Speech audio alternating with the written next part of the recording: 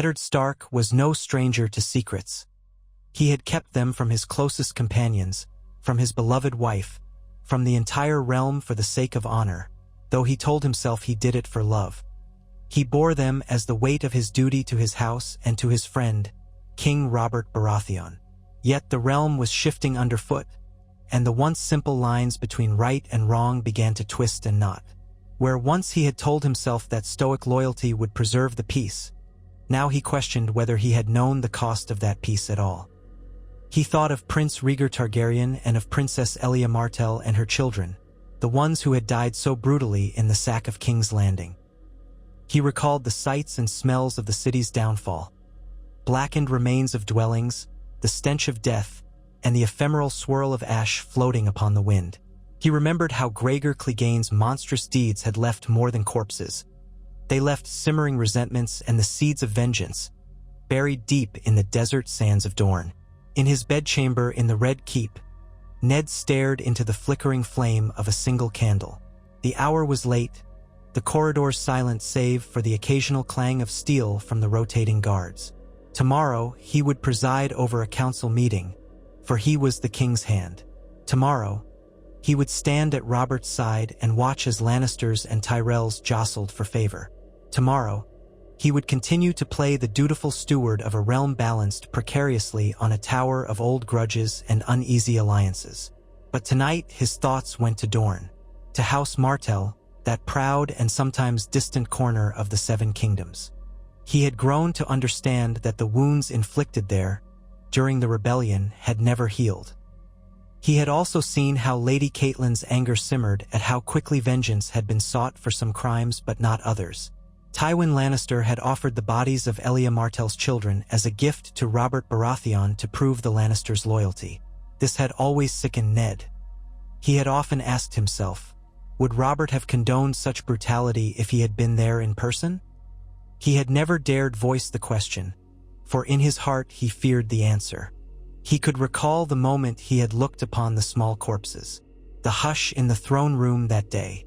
Robert was away, fighting to solidify his claim, and the Lannisters rode into the city with red lions flapping in the wind.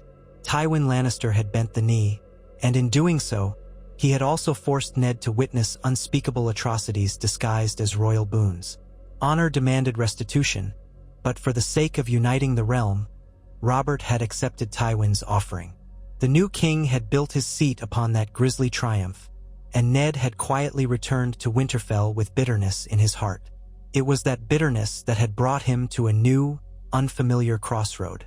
If Ned could see the realm was rotting from within, Robert too drunk and disinterested, the Lannisters weaving webs of gold and intrigue, then he knew Doran Martell must see it as well. Prince Doran had lost a sister, lost Targaryen kin in the most savage manner, and was forced to accept Robert's rule with no chance for justice. It was only natural that the Prince of Dorne would harbor a quiet enmity toward the crown. Over time, that quiet had turned into subtle movements. Snatches of rumors reached Ned's ears of small cells of Dornishmen lingering in King's Landing, or of a hushed talk about building that which is owed.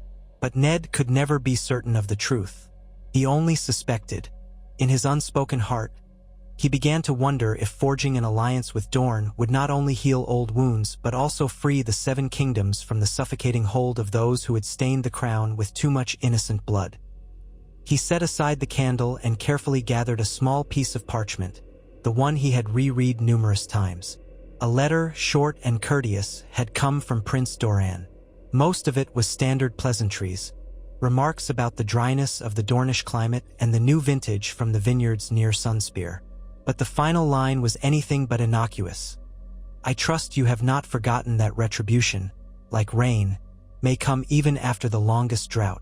When Ned had read that cryptic sentence the first time, he felt chills along the back of his neck. He had wondered what the prince was implying, and he decided it was an invitation.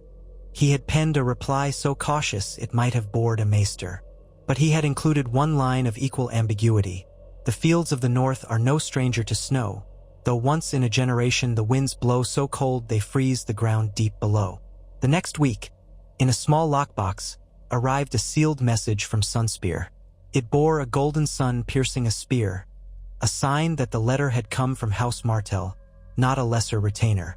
And inside only a few words: "We shall speak of these frozen winds when the time is right." Ned reflected on how the crown itself had grown complacent under Robert's reign. If House Martell was poised for action, an action that might shift the entire realm, then was it not better that Ned align with them, perhaps shape it so that fewer innocents died? He recalled the last time he had tried to shape a grand political outcome. It had been the fiasco of confronting Cersei Lannister with the truth of her children's parentage. Honor demanded he warn her, but that same honor had left him helpless. He had thought the realm would rally behind truth and justice. Instead, he had found himself alone, betrayed, and nearly lost his head in the ensuing chaos. That time, his life had been spared only because Robert still lived, and because the Lannisters needed a veneer of legitimacy. Now, Ned knew better. The truth alone would not save the realm. It would have to be guided, and if that meant forging a secret alliance with the Martells, so be it. He reread Doran Martell's letter in the near dark.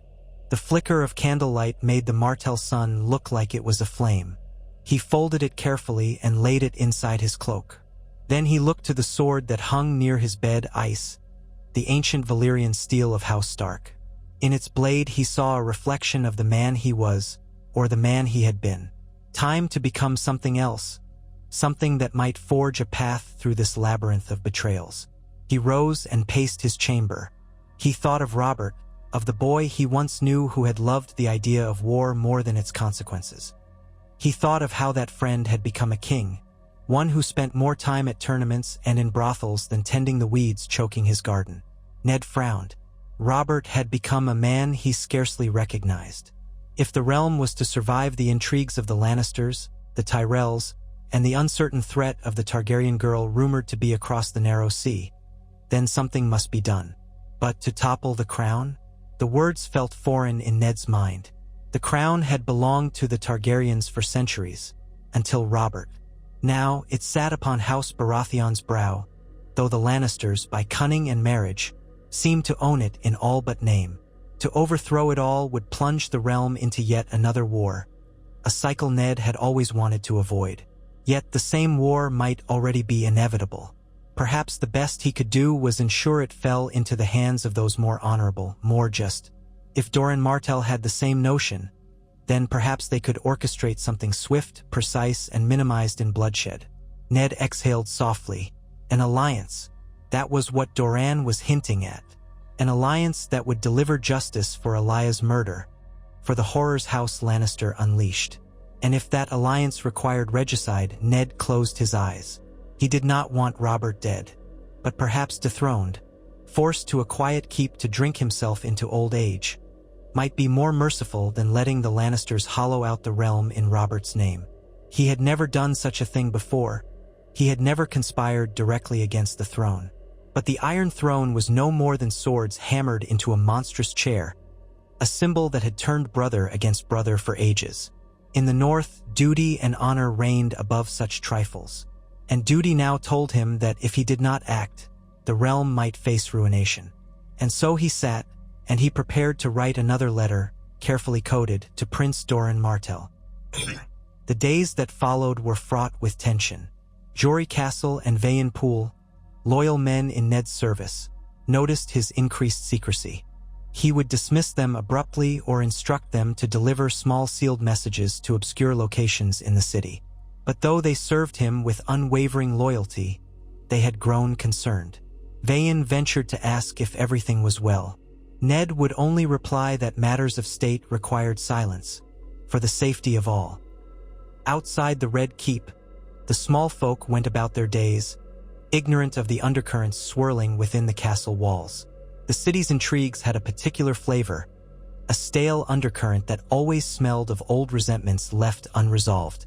Whispers reached Ned of how the Lannisters were buying support in the City Watch. Peter Baelish, sly as ever, was ensuring that his vantage in the capital remained profitable no matter who wore the crown. Varys, the master of whispers, scuttled through the corridors like a spider weaving unseen webs. If Ned was to keep his secret arrangement hidden, he would have to outmaneuver them all. He made subtle inquiries about Dorn's presence in King's Landing. A wine merchant from the east side of the city claimed to have a small clientele from Dorn who purchased only the richest reds.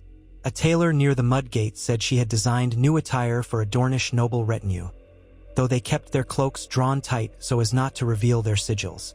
Little by little, Ned's men discovered that House Martell maintained a quiet presence in the city, no doubt part of Doran Martell's plan for the day he would call in old debts. At the same time, he noticed new faces in the corridors, men wearing the gold cloaks of the city watch. They seemed to linger near the Tower of the Hand more often than usual. He suspected the Lannisters were trying to keep him under watch. The seed of revolt must be guarded carefully, lest it be uprooted before it ever breaks the soil. There were nights he questioned his course. He would pace and wonder if, by forging an alliance with Dorn, he was courting the same brutal chaos that had consumed the realm during the rebellion. He had no illusions. Dorn would want Lannister blood for what had been done to Elaya's children. Doran would want to see Tywin kneel or his head on a spike. And Robert's friendship was one thing. Political advantage was another. House Martell had every reason to see Robert cast down. The more he thought on it, the more he understood that bringing Dorn into open revolt would not be a tidy affair. But was the realm fated for war regardless? He found his answer one night, sitting in the King's Solar with Robert drunk and half asleep. The king, hair gone thin, belly grown wide, was raging at a tapestry that reminded him of Rhaegar Targaryen. At length, Robert cursed the Targaryen name, but Ned had observed that the king scarcely had a notion of who his real enemies were anymore. The Targaryen threat over the sea was ephemeral and distant, while within these very walls, the Lannisters tightened their grip, and half of the small council turned coats by the hour in search of gold or favor. Ned looked at the man he had once loved as a brother. There was no saving Robert from himself, from his appetites and his blindness. By the time the lion's claws closed around him, it would be too late. That night, Ned told himself that if House Martell truly sought to move against the throne, he would not stand in their way. On the contrary, he would join them, so that perhaps the coming storm would wash away the worst of the realm's rot. He penned another letter, short, written in an innocent code referencing a shipment of spices. The spices in question were in danger of spoiling if not used soon, and they were difficult to procure in winter. That last phrase was Ned's quiet signal that time was of the essence. 3 days later, a raven arrived for him, bearing no signature but pressed with a small sun sigil in the wax. It read, "Indeed, the dryness of our climate hastens the spoilage.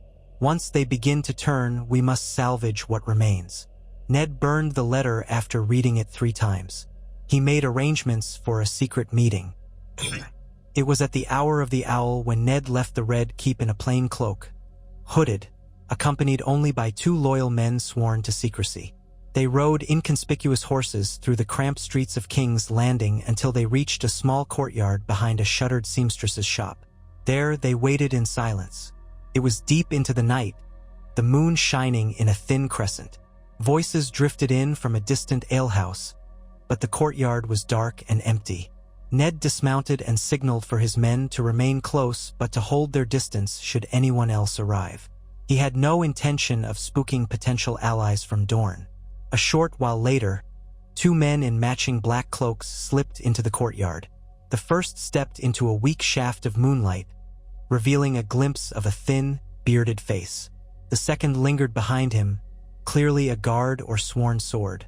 The first man spoke softly. "My Lord Stark, you keep interesting hours." Ned inclined his head. "If we are to speak, it must be under the cover of darkness."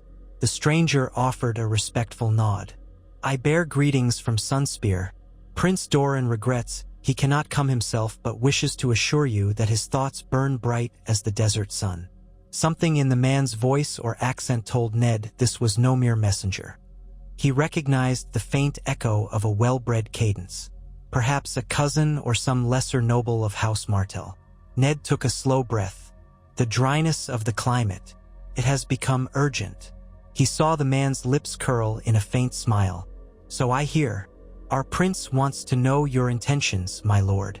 Dorne remembers what was done to Princess Elia and her children. We remember the courtesy shown by the crown and by Lord Tywin Lannister in delivering their corpses wrapped in crimson cloth. We have not forgotten. Ned nodded. Nor have I.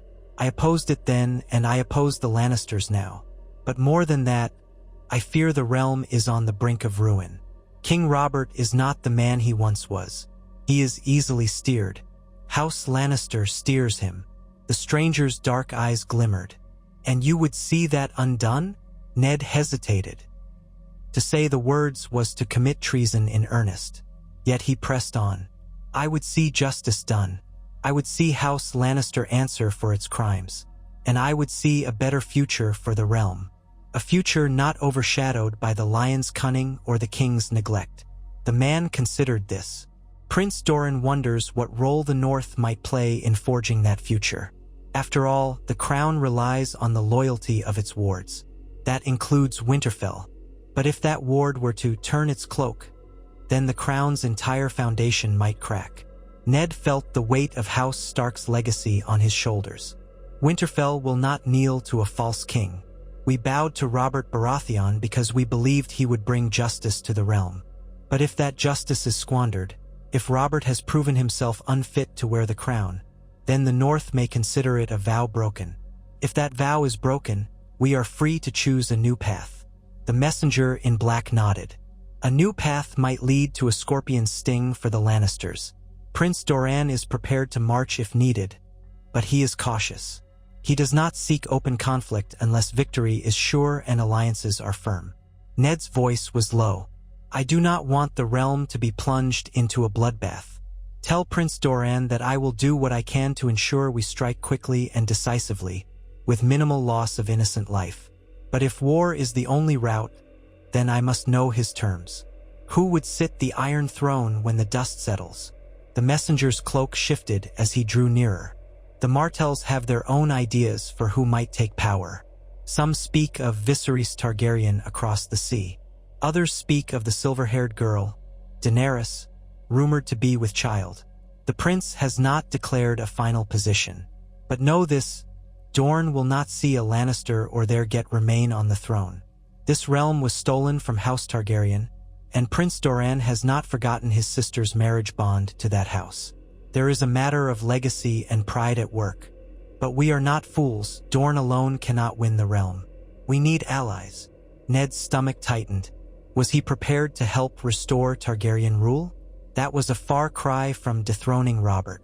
He swallowed. I cannot speak for all the North if it is a Targaryen you would raise. The old wounds are still fresh. Robert's rebellion was fought, in part, because Rhaegar abducted Lyanna Stark, my sister. Still, if there is to be a new king or queen, I must see that it is someone worthy. For now, tell your prince that the North is willing to discuss terms. The man studied Ned's face, then extended a hand. We will convey your words to Sunspear. Rest assured we have friends in unexpected places. When the hour comes, the crown will not know what struck it. They clasped forearms in a gesture of mutual respect. For the first time in his life, Ned felt the cold blade of treason pressed against his back. Yet, as he watched the Dornish envoy depart, he told himself it was for the good of the realm, that if justice was to be done, it must be done from the shadows before it could shine in the light. The following weeks blurred into a tense vigil. Ned continued his duties as Hand of the King, sifting through petitions, organizing the royal finances, thanks to Littlefinger's labyrinth of ledgers, and enduring the king's boisterous or sullen moods. Robert hunted, feasted, and raged about trifles while the Lannisters consolidated more power. Cersei's smile was sharper by the day, her children always at her side like golden cubs. The small council bickered and lied and smiled politely, all the while oblivious that Ned Stark was now forging a path of conspiracy with one of the great houses. But not everyone was oblivious. Varys, the spider, had a way of drifting into rooms with quiet curiosity. He would lay a hand upon the back of a chair and sigh, as though the burdens of the realm weighed heavily upon him. He would talk of trifles, the new trade route from Karth or some ominous rumor from the Free Cities. Yet Ned found the eunuch's gaze a touch too knowing.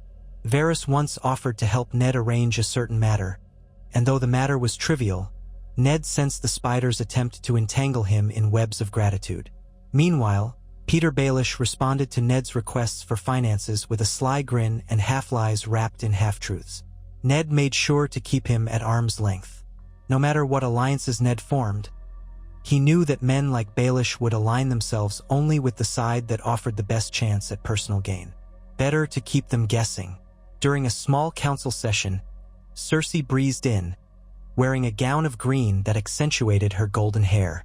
She gave Ned a lingering look, one that suggested she knew more than she let on. Her words were sweet, praising the North for its loyalty, but the sharper corners of her mouth told another story. She inquired about shipments of grain from the Riverlands, about possible trade expansions that might impact the realm. Ed noticed how her eyes occasionally flicked to him, as though she were measuring him, trying to read hidden truths behind his stern expression. A letter arrived from Winterfell, courtesy of Maester Luwin. It carried routine updates on the harvest, on the training of Ned's son Robb, and on the building repairs. But it also bore subtle inquiries about whether Ned was truly safe in King's Landing, Catelyn's motherly worry shining through. Ned wrote back that all was well, that he was simply busy with the business of the realm. He left out any mention of clandestine alliances or the swirl of treason. If war came, it would shake the entire North, and his family would be thrust into the chaos. Perhaps ignorance was safer for them for now. He continued to meet with the same Dornish contact in secret. By coded messages and subtle signals, they arranged 2 more midnight rendezvous in varying locations to avoid suspicion. One was in an abandoned stable near the Dragon Pit. Another was in a wine cellar owned by a Braavosi merchant. Each time, Ned gleaned more details about House Martell's preparations. They were quietly gathering arms and men in the Dornish mountains. The famed spearmen of Dorne were drilling regularly under the watchful eye of Oberyn Martell, the Red Viper himself. At the mention of Oberyn, Ned's heart clenched. Oberyn was a man of fiery temperament, known for his thirst for vengeance against those who harmed his kin. If Oberyn led the Dornish forces, the war could become savage quickly. Ned pressed the messenger to relay that while the North had no love for the Lannisters, they would not condone wanton slaughter. The Martell contact merely shrugged. War is rarely kind, Lord Stark, especially for those who have waited so long for vengeance. What unsettled Ned the most was how quickly he seemed to be pulled into the darkest corners of power. Each time he met with the Dornish, he felt his soul weighed down by treachery. Yet each day he served Robert, he saw the kings in action, the Lannisters' brazen arrogance, and the cracks widening in the realm's foundation. Would it be better to tear the structure down and rebuild it than to watch it collapse upon the small folks' heads? When the next letter from Prince Doran arrived, it was briefer than before but more direct. When the parched land thirsts, it needs water from the snow. Without it, the desert remains barren. The letter said they awaited a final sign from the North, some official gesture that House Stark would stand with Dorne should the time for open defiance come. Until then, the prince assured Ned that they would maintain their discreet preparations. Ned realized the time for half measures was coming to an end. To give that sign, that final vow, would be to cross the point of no return. On a crisp morning, the sunlight drifting through the high windows of the Great Hall, Ned found himself summoned by the king earlier than usual. He made his way through the Red Keep's corridors, passing guards in Baratheon livery, some dozing or hung over from the king's nightly revelry. By the time he reached the Royal Solar, he found Robert leaning against a table, arms crossed, scowling. Cersei was there, lips pursed, a hand resting protectively on Prince Joffrey's shoulder. The boy stood proud, with the beginnings of arrogance that would soon tower if unchecked. Also present was Lord Renly, Robert's younger brother, who appeared somewhat ill at ease. He flicked his gaze to Ned, as if trying to warn him of something. Robert growled, "Ned, we need to talk. The Lannisters brought me disturbing news. Some rumor about you sneaking around in the city at night. They say you're meeting with outsiders, conspiring behind my back." Ned's spine stiffened. Cersei's green eyes sparkled with triumph, though her face remained carefully poised. "Your Grace," Ned said, choosing his words with care.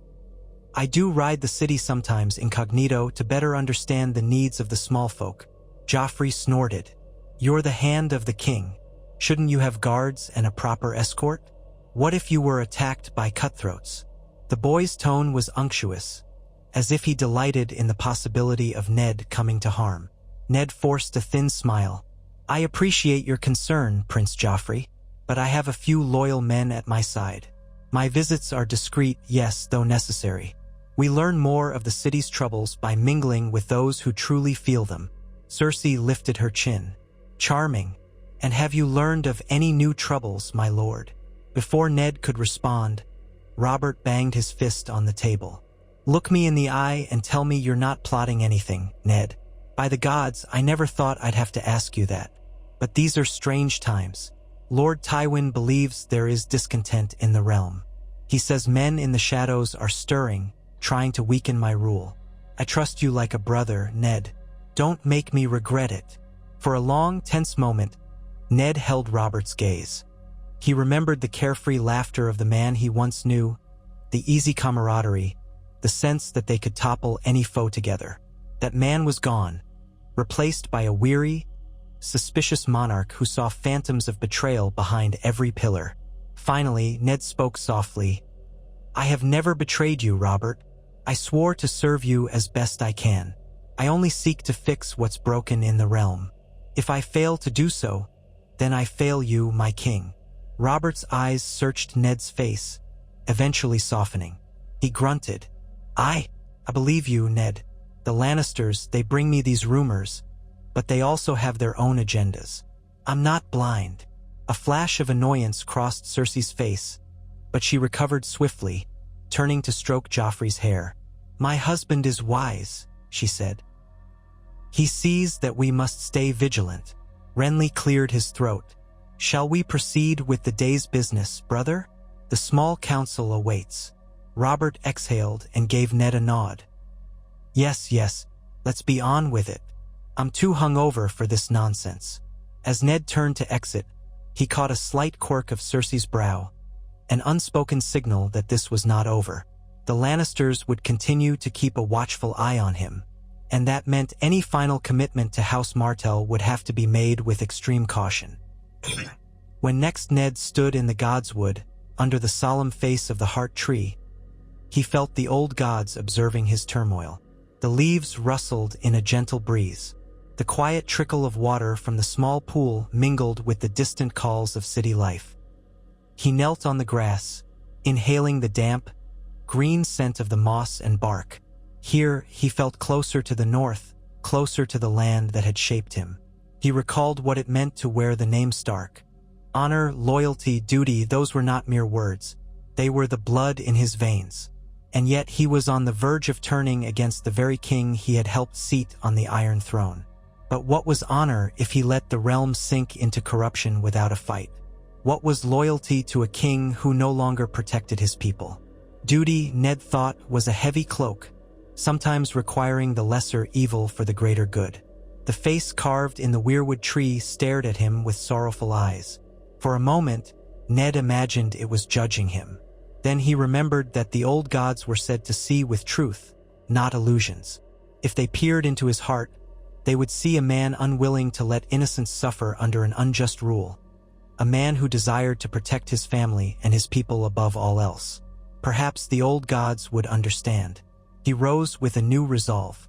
He would give Dorne the sign they sought. The next day, he composed a letter in code, referencing the shipment of spices once more. He indicated that the cargo from the north would be ready to travel south at the agreed-upon date, and that the winds will be favorable for a swift journey. That was the best he could do to signal that when Dorne rose, so too would the north. He entrusted the letter not to a maester, nor to any messenger employed by the crown, but to a trusted retainer of his own, a man who had served House Stark for decades and whose loyalty Ned never questioned.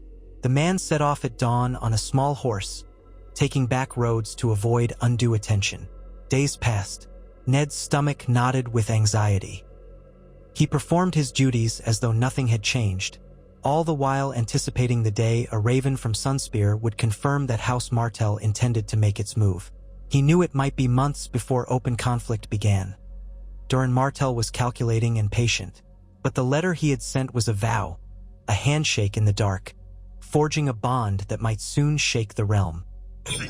Late one evening, a coded message arrived for Ned from the outskirts of the city, delivered by a hooded boy who vanished as soon as the parcel was handed over. Ned retreated to his private chambers. By the flicker of candlelight, he read the message. They say a rare desert flower has begun to bud in the dryness. When it blooms, its fragrance will spread swiftly across the land. He deciphered the lines in his mind, recalling the code. The desert flower was a poetic reference to House Martell's plan. The letter was telling him that the initial steps had begun. The realm might soon smell the fragrance of war. Ned's heart pounded.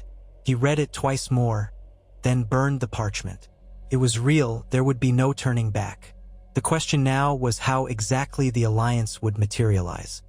He suspected the Martells would strike at a moment when the crown was at its weakest.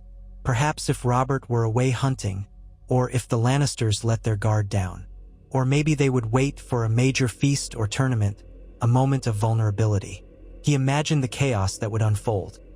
The gold cloaks would scramble, the Lannisters would rally, Robert would roar for war, and the North would have to declare its stance. How would Ned rally the northern lords from so far away? Ravens, calls to arms. There would be precious little time. He prayed that when the moment came, the lines of communication would hold. Until then, he had to act as though nothing was amiss, so he carried on. Shortly after the coded letter arrived, an unexpected visitor came to court. Ser Balon Swan, who had traveled from the Dornish marches. He brought tidings that a large group of Dornish knights and spearmen had been seen patrolling the mountain passes, more frequently than usual. Officially, the Martells claimed it was to ward off bandits and ensure safe roads for merchants. But the move alarmed the Stormlands and the Crown. Robert, half interested, blustered about how he wouldn't tolerate Dorne flexing its muscles without cause. Cersei watched with narrowed eyes, hinting that House Martell might be trying to provoke the throne. The small council debated sending envoys or even threatening sanctions. Ned, feigning concern, suggested a measured response, that they send a royal delegation to discuss the matter peacefully. The last thing he wanted was to tip off the Martells that the crown might strike first. But Ned could see the Lannisters pressing for a demonstration of force. Lord Tywin, though absent from the city, had apparently sent messages advising that the crown not appear weak. The tension in the council chamber was palpable. Varys, perched at the table's edge, suggested that a show of strength would only inflame Dorne's pride. But Baelish smirked and said pride was often deflated by a healthy dose of intimidation. The argument went in circles. Robert finally decided on a reluctant compromise. He ordered a modest group of 50 men to the Dornish border under the command of a minor royal official, just as a gesture, enough to say the crown was watching, but not enough to provoke a full-scale conflict. Ned quietly exhaled relief. If Robert had chosen to mass armies on Dorne's doorstep, the war could have sparked prematurely, with the North unprepared. After the session, Cersei approached Ned in the corridor, her lips curved in a polite, dangerous smile. "You are quite understanding of Dorne's predicament, Lord Stark. It's almost as if you sympathize with their grievances." Ned forced a neutral expression. "I sympathize only with the realm, Your Grace. I do not wish to see it torn apart by hostilities that may be avoided." She studied him, green eyes flicking over his face like a cat regarding a cornered bird. "Of course, we all want peace, don't we?" He bowed slightly. "Indeed, Your Grace." She let him pass, but the tension between them pressed like a silent threat. As Ned walked away, he felt certain that if the Queen had any firm evidence of his involvement with House Martell, she would use it. For now, she had only suspicions, but he knew that might be enough to set her on the hunt. Weeks rolled by, and the city's atmosphere grew taut as a drawn bowstring. Ned caught sight of more men in Lannister livery around King's Landing, though it was said they were here only to guard the royal family. Whispers circulated that Tywin Lannister might soon visit the capital. Varys' spies said the Lannisters were pressuring Robert to bring the Dornish to heel before they became a threat. At the same time, ravens flew between the Red Keep and Highgarden, forging or reaffirming alliances with House Tyrell. Ned could guess. The Lannisters wanted to secure the Reach in case conflict with Dorne erupted, for House Tyrell and House Martell had been enemies for generations. Ned spent hours in secluded corners with his own men, quietly planning how House Stark's forces might mobilize. Winterfell was far, but if they marched south in time to join Dorne, that might shatter the Crown's illusions of unity. Yet he had to mask these preparations in routine instructions, updates on fortifications, expansions to the winter granaries, mustering local militias for defense. On paper, it was all standard lordly diligence. In reality, it was mobilizing for rebellion. He found himself missing Catelyn's counsel, though he had chosen not to involve her yet. That weighed on him. She was his wife and partner in all things, but he feared that if she knew, her protective instincts for their children might prompt her to plead with him to reconsider. Or worse, if the secret leaked somehow, she would be implicated. Better to shield her until the die was cast. Yet each day he felt the sting of that secrecy. One day, as he left the small council chamber, Renly Baratheon caught him by the arm. Renly's usual smile was replaced by a thin-lipped grimness. "Lord Stark," he said in a hushed tone, "I don't know what you're planning, but beware.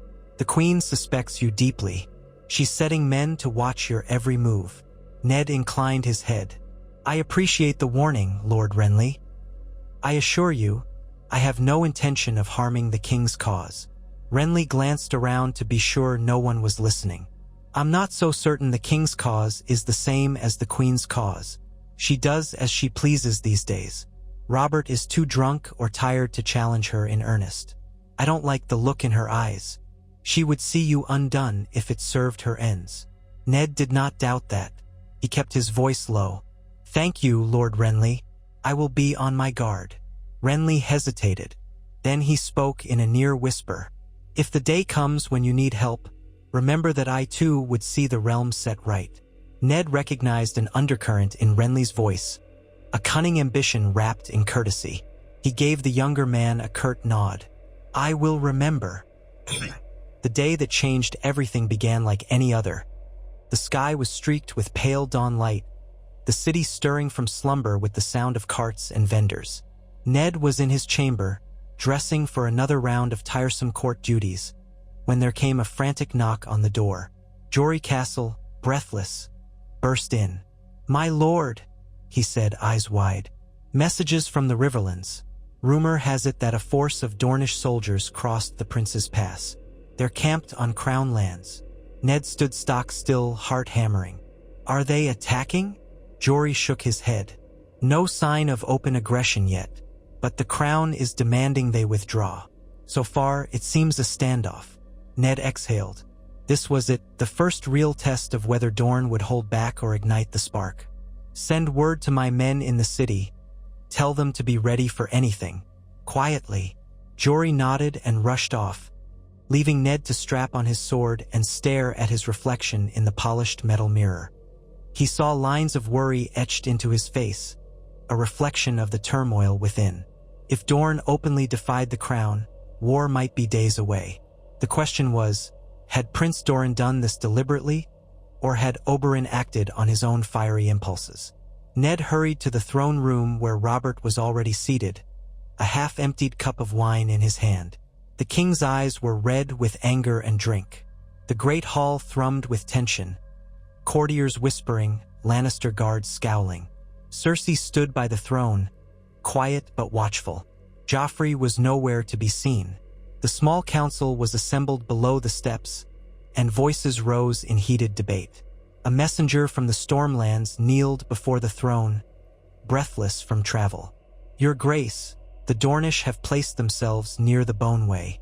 They say they mean no harm, only to protect Dornish merchants traveling to King's Landing. But they are in territory claimed by the Crown." Robert bellowed, "No harm, my arse. They want to test me, see if I'll roll over like a whip dog. I'll show them how I handle insolence." Cersei laid a hand on Robert's shoulder. "My dear husband, calm yourself. Perhaps we can demand they withdraw within a set time, and if they fail to comply, we send our forces." Renly interjected. "We should send a royal envoy first to clarify their intentions. If they truly mean no harm—" "Enough," Robert snarled. "I will not have this realm trodden upon by Dornish upstarts." He glared at Ned. "What say you, Hand? You've been quiet." All eyes turned on Ned. He forced a composed expression, though his pulse raced. "Your Grace, I urge caution. If we respond with too heavy a hand, we risk open war. Let us send an envoy to speak with them, demand an explanation, and insist they withdraw. If they refuse, then we'll have cause to act." Robert scowled, his jaw tight. Then he nodded begrudgingly. "Fine, but if they won't yield, then I'll have their heads. We'll muster forces. I won't let them think we're weak." Cersei's gaze flicked toward Ned, a hint of triumph sparking in her eyes. "Yes, let us see if Lord Stark's measured words can quell Dornish arrogance." Ned felt his chest tighten. If the envoy demanded a withdrawal and the Dornish refused, it would be open conflict. House Martell must have expected this. Their crossing of the pass couldn't be an accident. They were testing the waters, possibly prompting the Crown to muster an army and step into Dorne's trap. The moment had come sooner than Ned expected, but it was here all the same. The question was what he should do next. If war was imminent, the Martells would look for him to hold true to his secret vow. The North would have to rise, or else the alliance would collapse and House Martell would stand alone. That would mean sending ravens to every corner of the North, summoning bannermen. But to do that openly would expose his treason unless he timed it perfectly. Even so, if he hesitated, House Martell might think him a coward and proceed without him. Then the opportunity to unseat the Lannisters might be lost, or worse, the Dornish might be crushed, and House Stark would have made a powerful enemy. The council disbanded, and Ned slipped away, ignoring Baelish's furious stare. He sought out the quiet privacy of his solar and penned urgent letters to Winterfell. "Come south with all due haste. The time may be upon us. Prepare the bannermen discreetly." That was the gist of it, couched in coded language about a great harvest that must be gathered before the snows. He prayed that Maester Luwin would decipher it swiftly. He dispatched a loyal messenger, instructing him to ride day and night, swapping horses at trusted inns along the way. If all went well, the North would be ready by the time the Crown fully committed to war. Once that was done, Ned sank into his chair, burying his face in his hands. There was no going back now. He had just ordered the North to prepare for rebellion against the Crown he had served faithfully for so many years. Within days, tensions flared. The royal envoy, led by a minor lord from the Reach, traveled to meet the Dornish force. They returned with news that the Dornish commander was none other than Oberyn Martell himself. The Red Viper claimed he was there only to ensure safe passage for merchants and travelers, but refused to withdraw, saying the land was disputed historically and that the crown had no rightful claim. King Robert erupted. Plans were made to gather an army in the Stormlands under the command of several Baratheon loyalists. Tywin Lannister sent word that he was moving troops toward the Dornish marches from the west. Tension escalated throughout the realm. In the midst of it all, Ned received another coded message from the Dornish contact in King's Landing. "The Scorpion is ready to strike when the wolf gives the howl." That was the final signal. They were waiting on the North to join. If Ned sent a direct confirmation, House Martell would spring into open action. Likely a full invasion beyond the passes, forcing the Crown to split its forces. He stood in his chambers, the letter trembling in his hand. It was a moment of truth. If he gave that sign, a war for the throne would erupt. How many thousands would die? Yet, if he did not, he might lose the best chance to remove the Lannister stranglehold. War seemed inevitable now, no matter what. Better it be waged with some guiding purpose, rather than the blind chaos that had followed the death of Aerys Targaryen. He went to the Godswood again, alone, in the gray light of dusk. The heart tree's face stared at him with its ancient, sad eyes. He felt the silence wrap around him, as if the old gods were waiting. Finally, he whispered, "I have no choice. The wheel turns, war beckons, and I must see to it that justice is served if that's still possible." A wind rustled the red leaves. Ned took a deep breath. "Forgive me," he said, and then he returned to the red keep to pen his final sign to the Martells, telling them that the wolf would indeed howl. Robert's host marched out of King's Landing a week later, banners of the crowned stag flying in the breeze. The king himself donned armor, though it fit him poorly, given his girth, and roared for victory. Cersei and Joffrey remained in the city, guarded by a contingent of gold cloaks and Lannister men-at-arms. Ned Stark marched as the king's hand, leading a portion of the royal forces. But behind closed doors, Ned's men knew their true orders. At a specific moment, they would break away and join the Northmen who were marching south under Robb Stark's leadership. Word had reached Ned, via a hawk-coded letter, that Robb had assembled 10,000 men near Moat Cailin. It was an impressive force for the North, mobilized under the banner of House Stark. Ned's letter had reached them in time, and they marched quickly. Meanwhile, messages came from the west that Tywin Lannister's army was preparing to converge on the Dornish force from another angle, while the Tyrells from Highgarden signaled readiness to defend the southern borders against any Dornish incursion. The realm stood on the edge of a great conflagration. Oberyn Martell's maneuver was brilliant in its boldness. When Robert's host moved to engage them near the Prince's Pass, Oberyn's spearmen feigned a retreat, luring a part of the royal cavalry into the narrow pass. There, the famed Dornish archers, concealed among rocky slopes, rained arrows upon the king's men. The ambush inflicted considerable losses. Robert, furious, cursed Oberyn by name. Ned was near Robert when the news of the ambush arrived. He tried to appear angry at the Dornish cunning, but inside he realized the war had truly begun. It was at that moment, between the confusion of reorganizing the battered vanguard and the king's personal rage, that Ned and a portion of his forces made their move. By prearranged plan, at nightfall, those loyal to House Stark withdrew from the main camp under the guise of scouting. They vanished into the darkness, riding hard to rendezvous with Robb's northern host. Though Robert had insisted on bringing Ned close in the campaign, trusting him to be his right hand, the chaos of the ambush allowed Ned's departure to go unnoticed until dawn. When Robert realized Ned was gone with thousands of men, the king's fury was said to be terrifying. He declared Ned Stark a traitor and promised to drag him back in chains. But the seeds were already sown. As Ned met Robb in a narrow valley along the King's Road, father and son embraced tightly. Robb was nearly a man grown, tall, broad-shouldered, with the bearing of a true northern lord. "Father," the boy said, breathless, "we came as quickly as we could. The men are anxious. They know we ride for open rebellion." Ned placed a hand on Robb's shoulder. "A rebellion to save the realm, if that is still possible. To unseat a king we once served.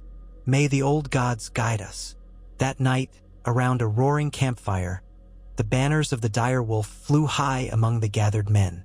The stark white insignia on gray, lit by torchlight, was a tangible reminder of the North's unity behind House Stark. Lord Greatjon Umber was there, as loud and boisterous as ever, shouting for Lannister blood. Lady Meage Mormont's fierce daughters were eager to join the fray. The Karstarks, Glovers, and many other lords had come. Ned waited for the arrival of Dornish envoys who, according to the plan, would coordinate their joint offensive. He wondered who Prince Doran would send. Would it be Oberyn? Another high-ranked Martell? This alliance needed to cement quickly before Tywin Lannister or Robert could muster a more cohesive defense. It was not Oberyn who arrived, but a sandy-haired knight wearing Martell colors. He was accompanied by a dozen of Dorne's fabled spearmen, lean and deadly under the moonlight. The knight introduced himself as Ser Ryan Illyrian, sworn to House Martell. "My Lord Stark," he said formally, bowing, "we have come to unite our forces. The Red Viper raids Robert's host, drawing them deeper into Dornish ground. When they are sufficiently bled, we will deliver the crushing blow. Tywin Lannister marches from the west, but Prince Doran expects him to be delayed by the mountain passes. Ned's brow furrowed. Delayed? Or do you have other measures in place? Ser Ryan gave a small smile. Prince Doran has some old scores to settle. I trust you understand we will not be merciful should the Lannisters come. As for you, we ask that the northern host move swiftly toward the Stormlands to cut off any reinforcements for Robert's army.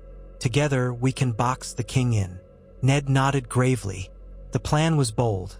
Trap Robert's main force between the Dornish in the south and the Starks in the north, so the king could neither retreat nor receive aid. By the time Tywin arrived, he would face a divided front, with Dorne harrying him from rugged terrain and the north free to pivot as needed. None of this would be bloodless, Ned reminded himself, but it might end the war swiftly if executed well. A quick victory meant fewer lives lost overall.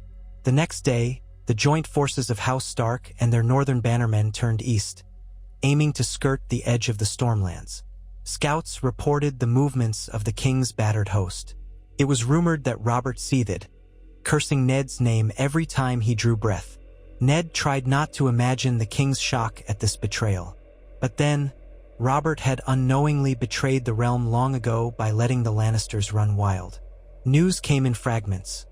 Oberyn Martell's outriders ambushed more of Robert's men, whittling away at their supply lines.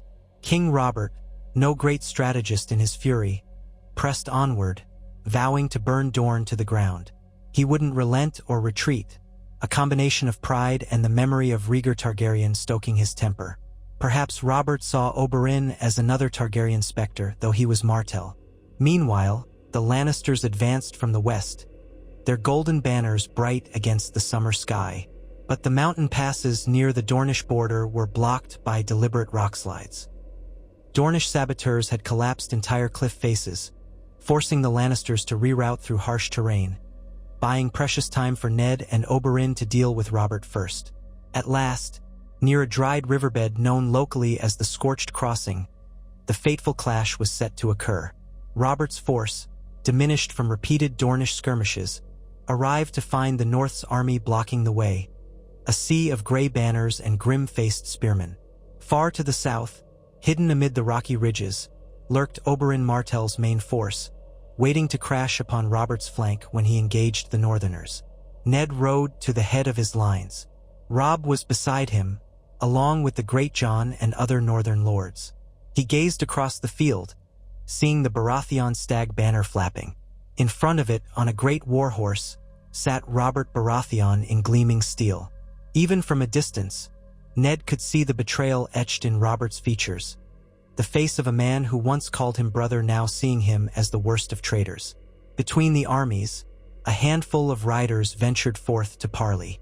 Ned and Robert both rode out. The ground beneath them was cracked and dusty, the sun blazing overhead. Soldiers on both sides watched with held breath. Robert's face was contorted with rage. His once handsome features were bloated, sweat beading under his helm.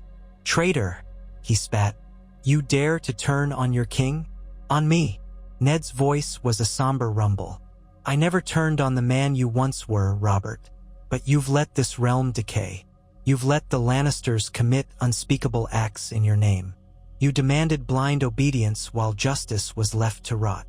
Robert's knuckles whitened on his warhammer. "You have no right to speak of justice. You deliver the realm to House Martell, the very ones who once stood with the Targaryens. Have you forgotten how we bled for our rebellion?" Ned shook his head sadly. "Have you forgotten the children of Elia Martell? Their small bodies offered as gifts by Tywin Lannister?" That struck Robert. Fury warred with guilt in his eyes. Then he roared, "I will hear no more. I should kill you here and now." Ned clenched the reins of his horse. "I'm giving you a chance, Robert. Surrender. Yield the throne. Spare your men." Robert bellowed with laughter, a sound bitter and full of scorn. "Yield? Me yield to you and the Dornish snakes? I'll see you all in the seven hells first." He wheeled his horse about. "You'll die for this, Ned. Your precious North will burn." Ned turned as well, sorrow dragging on his heart. He had offered Robert a chance, and it was refused. Blood would flow now, and he would be the cause, along with Robert's obstinacy. He returned to his lines, where the northern lords awaited him. At a nod from Ned, war horns sounded. So it began. Robert's cavalry surged forward, spurred by the king's fury. Arrows whistled from northern archers, felling rows of charging knights. The thunder of hooves shook the earth. The Gratian's men roared in defiance, meeting the cavalry with bristling pike screams and clangs of metal filled the air. Then, from the southern ridges, came the trumpet call of House Martell.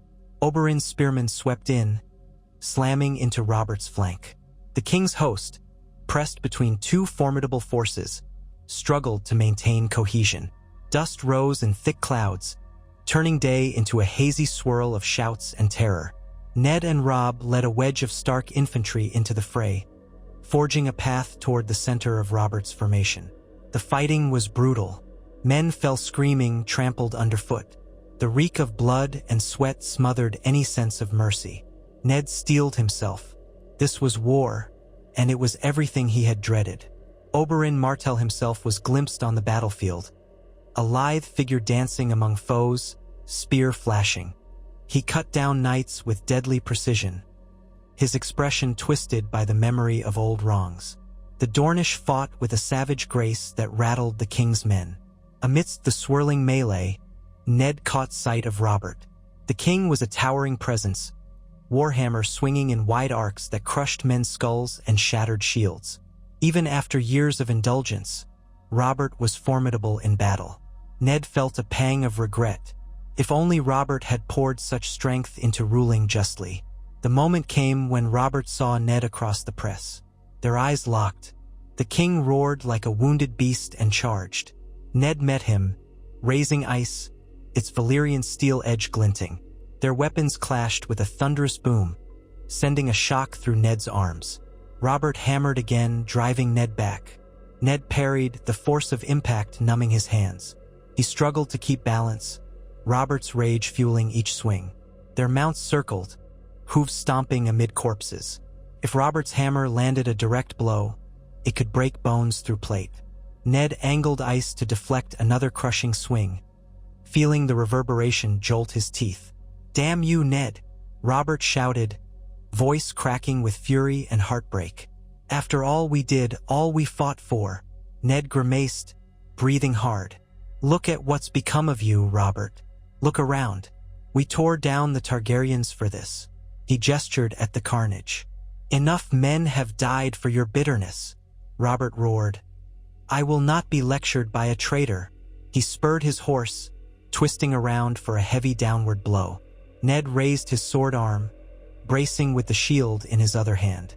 The hammer crashed into the shield, splintering wood. Ned's horse sidestepped, nearly causing him to lose balance.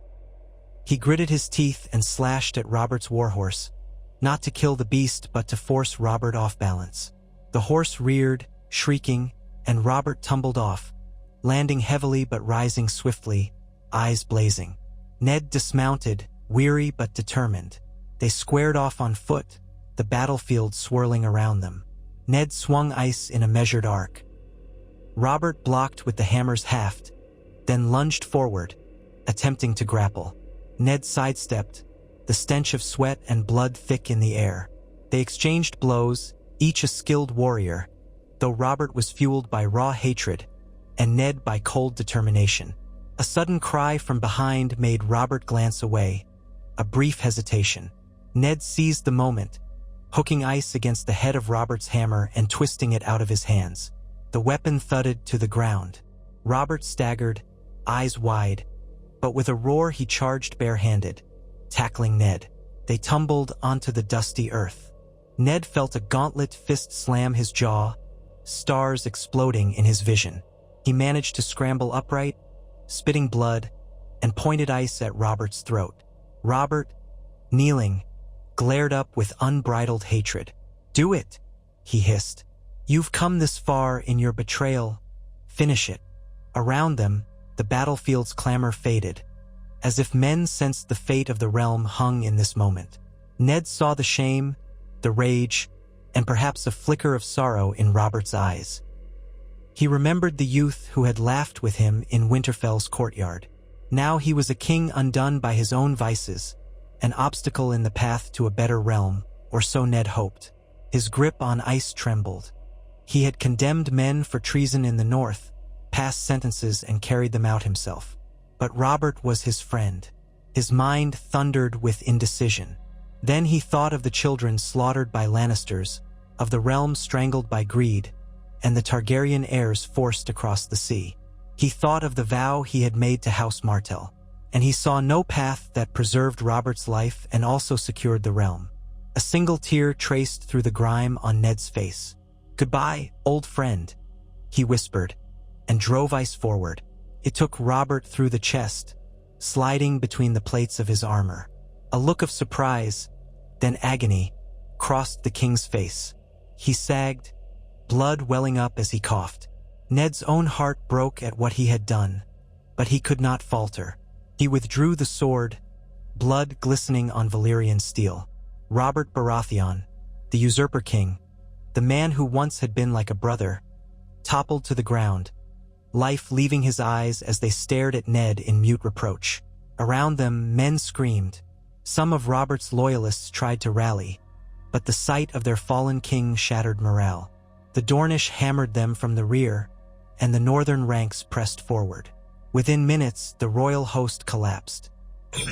The dust settled, the moans of the dying and wounded mingling with the crackle of fires set during the chaos. Victory belonged to the alliance of House Stark and House Martell. They had toppled the Baratheon crown. But at what cost? The ground was littered with corpses, the riverbed stained red. Oberyn Martell approached Ned, pulling off his helm. His face was spattered with blood, eyes gleaming with triumph. "So the mighty Robert Baratheon has fallen," he said, voice trembling with adrenaline. "Elia is avenged, in part." He cast a look around, as if searching for Lannister banners. "We still have debts to settle with Tywin Lannister." Ned, exhausted, lowered ice. "He will come, no doubt, and soon. But for now, the crown is ours. The question is who shall wear it." Oberyn laughed darkly. "My brother Doran has long prepared for this day. I suspect he will push for a Targaryen restoration. Perhaps Viserys or the young Daenerys. But that is a matter for another war council. For now, we have undone Robert." Ned gazed across the scorched terrain, the swirl of men with direwolf and sunspear banners. He heard Robb calling his name, saw his son's anxious expression. Nodding slowly, Ned realized the realm had truly changed in a single afternoon. The king was dead by Ned's own hand. A new war was on the horizon to decide who would rule the Seven Kingdoms. Inside, Ned felt hollow. He had fought to protect the realm from corruption, from the cruelty of the Lannisters. Yet in doing so, he had cast down a friend and thrown the kingdom into turmoil. Would the final outcome be worth it? He prayed it would. If justice was to have any meaning, now was the time to see it done. And so Eddard Stark stood in the broken light of dusk, among the ashes of a great battle, forging a new destiny for Westeros. Bound by a secret alliance with Dorne that had toppled the crown and set the stage for the next struggle. The question of succession, the question of what shape the realm would take under a different ruler.